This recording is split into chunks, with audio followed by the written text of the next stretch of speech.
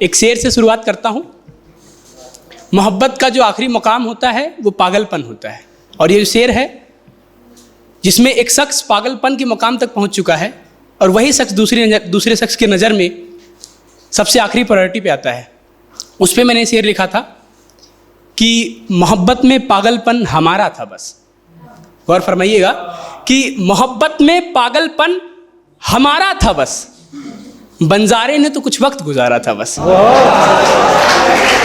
मोहब्बत में पागलपन हमारा था बस, बंजारे ने कुछ वक्त गुजारा था बस। हुजूम था साथ तो आखिरी सफ़े में धकेला गया, हुजूम था साथ तो आखिरी सफ़े में धकेला गया। मैं किसी के अकेलेपन का सहारा था बस, मैं किसी के अकेलेपन का सहारा था। बहुत बहुत शुक्रिया। और जब दो लोग बिछड़ जाते हैं तो ये जो मेरी अगली कविता है उस सिचुएशन पे है कि बहुत दिनों बाद जब मिलते हैं हम तो हमें रियलाइज होता है कि ये जो इतने दिनों से मैं यादें कैरी करके चल रहा था ये बस मेरी तरफ से ही था, अगला इंसान तो कब का आगे बढ़ चुका है। तो उस मुलाकात पे मैंने ये लिखा है, ये कविता है कि शिकायतें सुनी, शिकायतें सुनी एहसान एक गिनाया भी नहीं, शिकायतें सुनी एहसान एक गिनाया भी नहीं, लफ्ज़ होठों पे थे हाले दिल सुनाया भी नहीं। शिकायतें सुनी एहसान एक गिनाया भी नहीं, लफ्ज़ होठों पे थे हाले दिल सुनाया भी नहीं। और वो यादें खूबसूरत थी बस मेरी ही नज़रों में, वो यादें खूबसूरत थी बस मेरी ही नज़रों में, जिसे फुर्सत नहीं थी उसने लम्हे सजाया ही नहीं। जिसे बहुत बहुत शुक्रिया कि जिसे फुर्सत नहीं थी उसने लम्हे सजाया ही नहीं। उसे क्या फ़र्क पड़ता है मेरी वीरानियों से, उसे क्या फ़र्क पड़ता है मेरी वीरानियों से, वो जिसकी ज़िंदगी में कभी पतझड़ आया ही नहीं। और बहुत बेचैन था, बहुत बेचैन था फिर उससे मिलना है मिलना है, बहुत बेचैन था फिर उससे मिलना है मिलना है। ये उसके जैसा है कोई, वो शख्स तो आया भी नहीं, ये उसके जैसा है कोई, वो शख्स तो आया भी नहीं। बहुत बहुत शुक्रिया।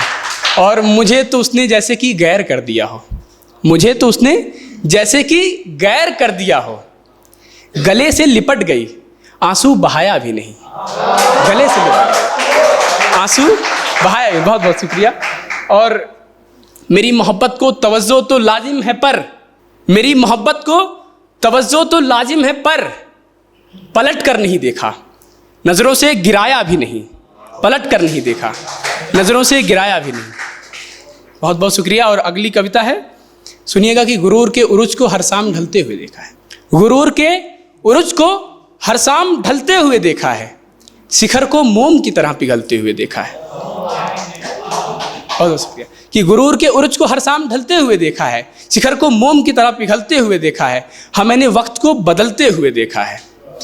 मेरे जो करीब थे, मेरे जो करीब थे वहम था हम उनके भी अजीज़ थे, मेरे जो करीब थे वहम था हम उनके भी अजीज़ थे।